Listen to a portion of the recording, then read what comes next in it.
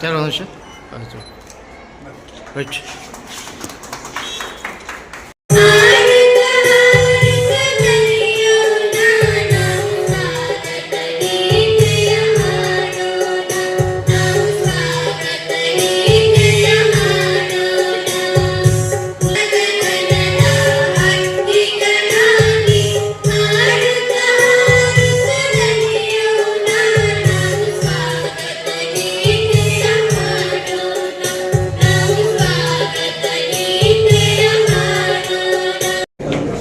देश प्रभु न्यूज के स्वागत। श्री दुरुंडेश्वर विद्यासंवर्धक संघ संकेश्वर ಹಾಗೂ ಶ್ರೀ ಜಗದ್ಗುರು ದುರುಂಡೇಶ್ವರ ಶಿಕ್ಷಣ ಸಂಘ ನಿರ್ಸೋಸಿ ಇವರ ಸಂಯುಕ್ತ ಆಶ್ರಯದಲ್ಲಿ ಕಾಯಕ ಯೋಗಿ ಸಹಕಾರ ಮಹರ್ಷಿ ಶಿಕ್ಷಣ ಶಿಲ್ಪಿ ಲಿಂಗೈಕ್ಯ ಶ್ರೀ ಬಸಗೌಡ ಪಾಟೀಲ್ ಅಮ್ಮಿನಬಾವಿ ಮಾಜಿ ವಿಧಾನ ಪರಿಷತ್ ಸದಸ್ಯರು ಇವರ 7ನೇ ಪುಣ್ಯ ಸ್ಮರಣೆ ಹಾಗೂ ಓಲ್ವೋ ಗ್ರೂಪ್ ಸ್ಟೆಮ್ ವಿಜ್ಞಾನ ಪ್ರಯೋಗಾಲಯದ ಉದ್ಘಾಟನಾ ಕಾರ್ಯಕ್ರಮ ಇಂದು ಜರುಗಿತು. ಇಂದು ಶುಕ್ರವಾರ 20 ಫೆಬ್ರವರಿ 2026ರಂದು SJD ಪ್ರೌಢಶಾಲೆ ಸಭಾಭವನದಲ್ಲಿ ಈ ಕಾರ್ಯಕ್ರಮವನ್ನು ಹಮ್ಮಿಕೊಳ್ಳಲಾಗಿತ್ತು. ಈ ಕಾರ್ಯಕ್ರಮದ ದಿವ್ಯ ಸಾನ್ನಿಧ್ಯ ಪರಮ ಪೂಜ್ಯ ಶ್ರೀಮನ್ ನಿರಂಜನ ಜಗದ್ಗುರು ಪಂಚಮ ಡಾಕ್ಟರ್ ಶ್ರೀ ಶಿವಲಿಂಗೇಶ್ವರ ಮಹಾಸ್ವಾಮಿಗಳು, ಶ್ರೀ ಜಗದ್ಗುರು ದುರುಂಡೇಶ್ವರ ಸಿದ್ಧ ಸಂಸ್ಥಾನ ಮಠ ನಿರ್ಸೋಸಿ ಇವರು ಸಾನ್ನಿಧ್ಯ ವಹಿಸಿದ್ದರು. ಕಾರ್ಯಕ್ರಮದ ಅಧ್ಯಕ್ಷತೆ ಸನ್ಮಾನ್ಯ ಶ್ರೀ AB ಪಾಟೀಲರು, ಜನಪ್ರಿಯ ಮಾಜಿ ಸಚಿವರು, ಅಧ್ಯಕ್ಷರು ಶ್ರೀ SUS ಸಂಘ ಸಂಕೇಶ್ವರ್. ಕಾರ್ಯಕ್ರಮದ ಉದ್ಘಾಟಕರಾಗಿ ಸನ್ಮಾನ್ಯ ಶ್ರೀ ರಮೇಶ್ ವಿ ಕತ್ತಿ, ಮಾಜಿ ಸಂಸದರು ಹಾಗೂ ನಿರ್ದೇಶಕರು, BDCC ಬ್ಯಾಂಕ್ ಬೆಳಗಾವಿ. ಮುಖ್ಯ ಅತಿಥಿಗಳು ಸನ್ಮಾನ್ಯ ಡಾಕ್ಟರ್ ಬಾಳಣ್ಣ ಶಿಗಿಹಳ್ಳಿ, ನಿವೃತ್ತ ಪ್ರಾಧ್ಯಾಪಕರು ಹಾಗೂ ಸಾಹಿತಿಗಳು, ಧಾರವಾಡ. ಈ ಒಂದು ವೇದಿಕೆ ಮೇಲೆ ನಿರ್ದೇಶಕರು, ಚೇರ್ಮನ್ನರು, ವೈಸ್ ಚೇರ್ಮನ್ನರು, ಆಡಳಿತ ಮಂಡಳಿ ನಿರ್ದೇಶಕರು ಆಸೀನರಾಗಿದ್ದರು. ಕಾರ್ಯಕ್ರಮಕ್ಕೆ ಆಡಳಿತ ಮಂಡಳಿಯ ಸರ್ವ ಸದಸ್ಯರು, ಸಂಘದ ಸರ್ವ ಸದಸ್ಯರು, ಸರ್ವ ಸಿಬ್ಬಂದಿಯವರು, ಶಿಕ್ಷಕ ವೃಂದದವರು, ವಿದ್ಯಾರ್ಥಿನಿಯರು ಹಾಗೂ ಪಾಲಕರು, ಪೋಷಕರು ಮತ್ತು ಅಭಿಮಾನಿಗಳು, ಕಾರ್ಯಕರ್ತರು ಉಪಸ್ಥಿತರಿದ್ದರು. ದೇಶ ಪ್ರಭು ನಡೆಸೋಸಿ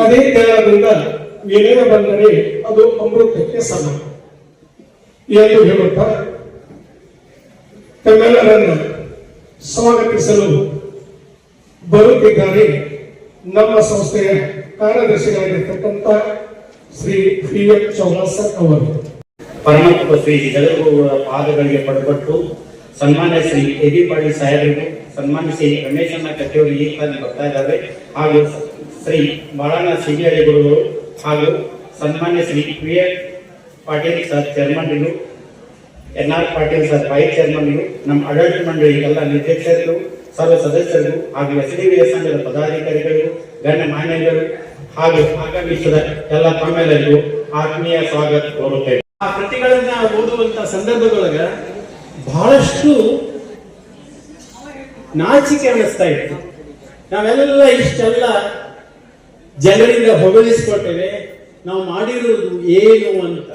ಹತ್ತಾರು ಪುಸ್ತಕಗಳನ್ನು ಬರೆದಿರ್ಬೋದು, ಸಂಪಾದನೆ ಮಾಡಿರ್ಬೋದು, ಅದರ ಕೇವಲ 4ನೇ ಇಯತ್ತೆಯವರೆಗೆ ಓದಿದಂತ ಬಸಗೌಡರು ಈ ಭಾಗದೊಳಗೆ ಮಾಡಿರುವಂತಹ ಕಾರ್ಯಗಳನ್ನು ನೋಡಿದ್ರೆ ಅವರು ಬಿಟ್ಟಿರುವಂತ ಕ್ಷೇತ್ರಗಳು ಯಾವುವು ಅಂತ, ಯಾವ ಕ್ಷೇತ್ರಕ್ಕೆ ಅವರ ಕೊಡುಗೆ ಸಂದಿಲ್ಲ ಅಂತ ನಾವು 10 ಸಲ ಯೋಚನೆ ಮಾಡಬೇಕಾಗ್ತದೆ. ಸಹಕಾರ ಮಹರ್ಷಿಗಳು, ಕಾಯಕವಂತರು, ಶಿಕ್ಷಣ ಪ್ರೇಮಿಗಳು, ತಂದೆಯ ಸ್ವರೂಪಿಗಳಾಗಿರ್ತಕ್ಕಂಥ ಬಸಗೌಡ ಪಾಟೀಲ್ ಅವರ 7ನೇ ಪುಣ್ಯತಿಥಿ ಕಾರ್ಯಕ್ರಮ ದಿವಸ, ಇವತ್ತು ದಿವಸ ಇಲ್ಲೆಲ್ಲ ಈ ಕಾರ್ಯಕ್ರಮದ ವೇದಿಕೆ ಮೇಲೆ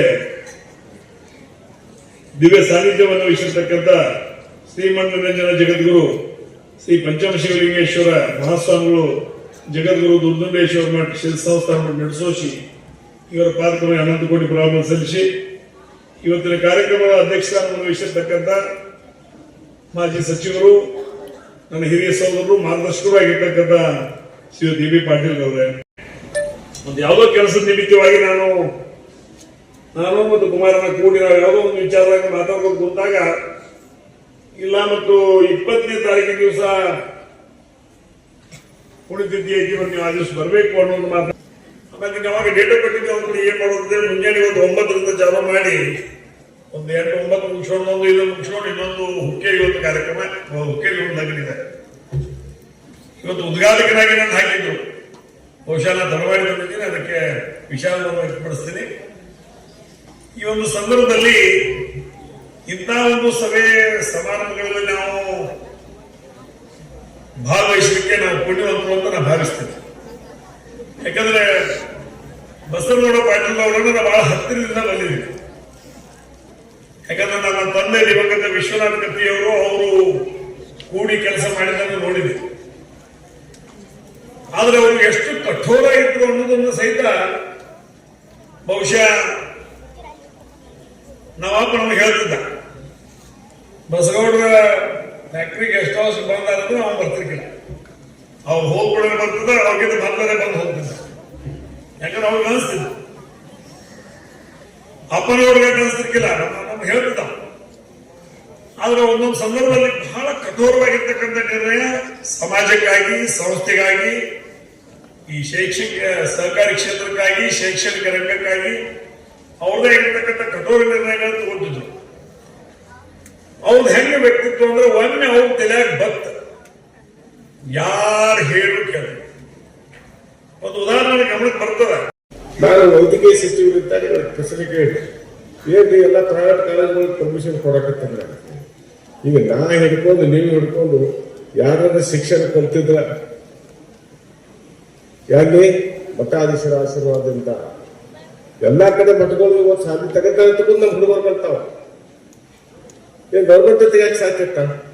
ಈಗ ಆಗೈತಿ ಆ ಮಾತು ಮೊದಲಿಂದ ಅದಕ್ಕೆ ಇವತ್ತು ಶಿಕ್ಷಣಗಳನ್ನ ಅದೇ ಹದಾರಿ ಬಸ್ಗೌಡರು ಮಾಡಿದ್ದಾರೆ. ನಾವು ಚೆನ್ನಾಗಿರ್ತ ನಿಮ್ಮ ಸವಲತ್ತುಗಳು ಬಸ್ ಬರ್ತಾವ, ಅಲ್ಲಿ ಊರಿಗೆ ಬಸ್ಗೆ ಹೋಗಿ ಬರ್ತಾರೆ. ನಾವೆಲ್ಲ ನಮ್ಮಿನ ಬಾಯಿಂದ ರಸ್ತೆ ತಗೊಂಡು ನಡ್ಕೊಂಡು ಬರೋದು 1 ಕಿಲೋಮೀಟರ್. ಬಸ್ ಸ್ಟ್ಯಾಂಡ್ ಬಸ್ಗಳು, ಅದು ಸರ್ಕಾರಿ ಬಸ್, ಒಂದಿನ ಬರುತ್ತೋ ಒಂದಿನ ಇಲ್ಲ. ಕಷ್ಟಪಡ್ಬೇಕು, ಓದಬೇಕು. ಮತ್ತೆ ನಿಮಗೆ ಲೈಟ್ ಇದ್ದಿಲ್ಲ, ಕರೆಕ್ಟ್ ಇತ್ತ ಹೌದು. ನನಗೇನು ಗೌರ್ಮೆಂಟ್ ಪುಕಟ ಕೊಡುವ ಕರೆಕ್ಟ್. ನಮಗೆ ಕಂದಿದ್ದಾಗ ಓದೋದು. ನಮ್ಮನ್ನ ಮಠಪತಿ ಗುರುಗಳಿದ್ರು, ನಮ್ಮನ್ನು 4 ಗಂಟೆಗೆ ಬರ್ತಿದ್ರು ನಾವು. ಇವತ್ತು ಇನ್ನೂ ಅದಾರ ನಡೆಸ್ಕೊಬೇಕು ನಾವು. ಅವರು ಕಲಿಸಿದ್ದ ಪಾಠ ಇವತ್ತು ನಮ್ಗೆ ಗುರುಗಳಿಗೆ ಯಾಕೆ ನಾವು ಮಾಡ್ತೀವಿ? ನಸೀದಾಗ 4 ಅಂತ ಬಾವಿಗೆ ಹೋಗಿ ನುಗ್ಗಿಸಿ ಗರ್ಕ ಮಾಡಿಸಿ ಅಭ್ಯಾಸ ಮಾಡ್ಸಕ್ಕೆ. ಅಂದ್ರೆ ಇದ್ರ ಅರ್ಥ ಒಂದು ಕಮಿಟ್ಮೆಂಟು ಶಿಕ್ಷಕರಲ್ಲಿ, ಹುಡುಗರಿಂದ ಹಾಗೆ.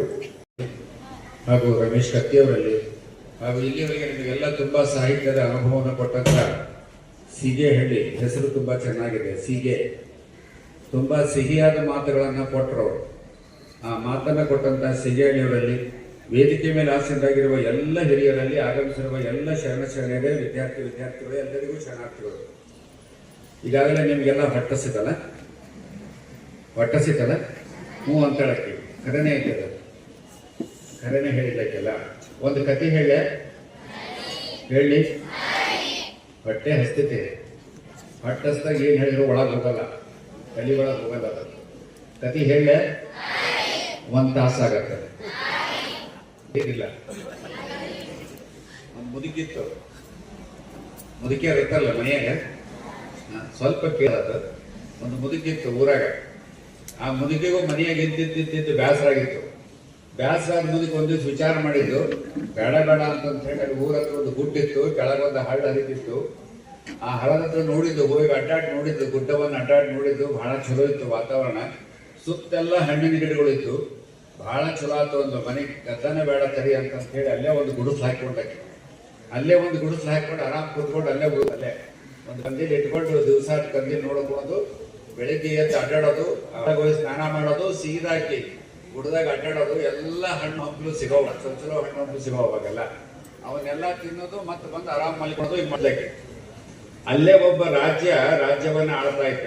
ಅದಕ್ಕೆ ನೀವು ಕನ್ನಡದ ಜೊತೆಗೆ ನೀವೇನ್ ಮಾಡ್ರಿ ಅಂದ್ರೆ ಇಂಗ್ಲಿಷ್ ಪೇಪರ್ ಬರ್ತಿರ್ತಾವ ಲೈಬ್ರರಿ ಒಳಗೆ, ಡೈಲಿ ಸುಮ್ಮಕ್ಕೆ ನೀವು ಹೆಡ್ಡಿಂಗು ಅರ್ಥ ಆಗಲಿ ಬಿಡ್ಲಿ ಹೆಡ್ಡಿಂಗ್ ಓದ್ಕೊಂತ ಹೋಗ್ರಿ.